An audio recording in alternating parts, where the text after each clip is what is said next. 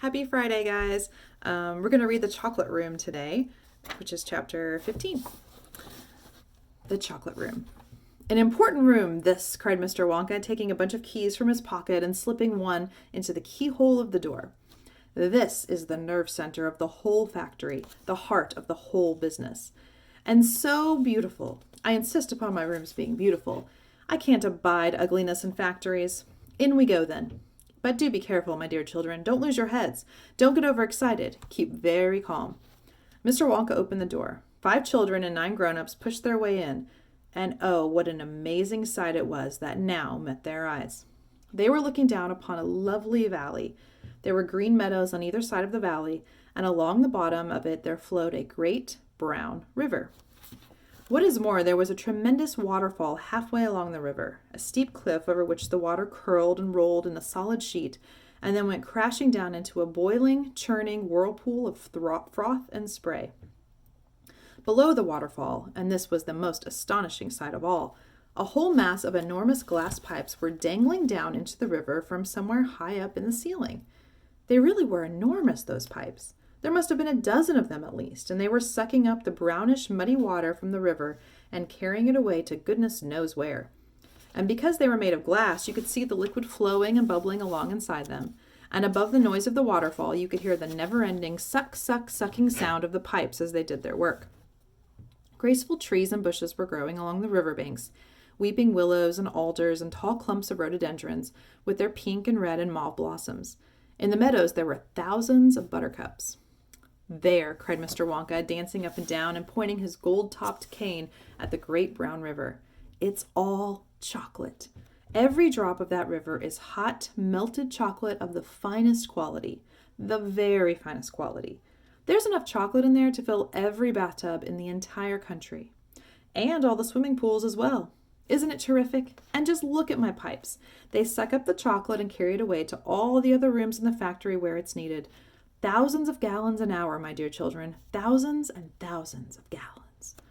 The children and their parents were too flabbergasted to speak. They were staggered. They were dumbfounded. They were bewildered and bedazzled. They were completely bowled over by the hugeness of the whole thing.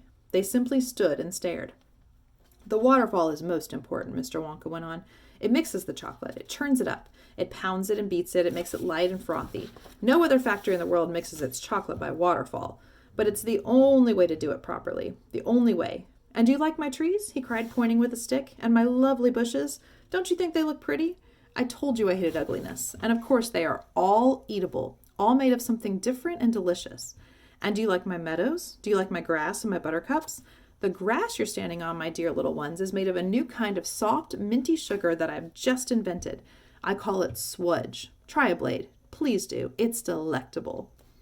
Automatically, everybody bent down and picked one blade of grass. Everybody, that is, except Augustus Gloop, who took a big handful.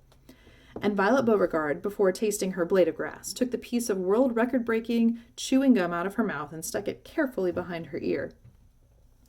Isn't it wonderful? Whispered Charlie. Hasn't it got a wonderful taste, Grandpa? I could eat the whole field, said Grandpa Joe, grinning with delight. I could go around on all fours like a cow and eat every blade of grass in the field. Try a buttercup, cried Mr. Wonka. They're even nicer. Suddenly the air was filled with screams of excitement. The screams came from Veruca Salt. She was pointing frantically to the other side of the river. Look! Look over there! She screamed. What is it? He's moving. He's walking. It's a little person.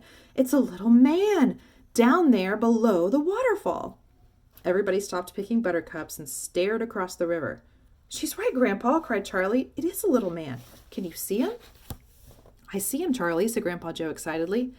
And now everybody started shouting at once. There's 2 of them. My gosh, so there is. There's more than 2. There's 1, 2, 3, 4, 5. What are they doing? Where do they come from? Who are they? Children and parents alike rushed down to the edge of the river to get a closer look.